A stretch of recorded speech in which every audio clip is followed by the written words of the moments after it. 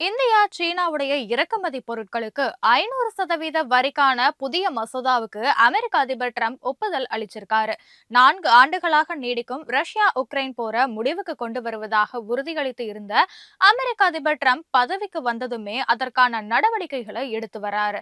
இதற்காக ஒரு அமைதி திட்டத்தை உருவாக்கி உள்ள அவரு அது குறித்து ரஷ்யா உக்ரைன் ஆகிய இரு நாடுகளுடையும் பேச சிறப்பு தூதர்களை நியமிச்சிருக்காரு.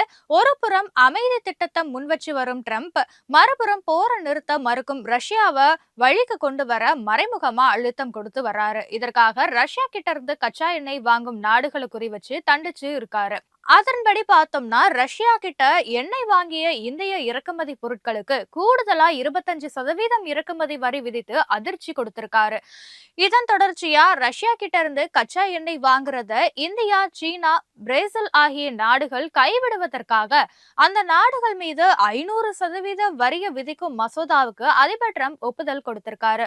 புதினுடைய போர் எந்திரத்துக்கு தீனி போடும் நாடுகளை தண்டிக்க இந்த மசோதா நிறைவேற்றப்பட்டிருக்கிறதா சொல்லப்படுது.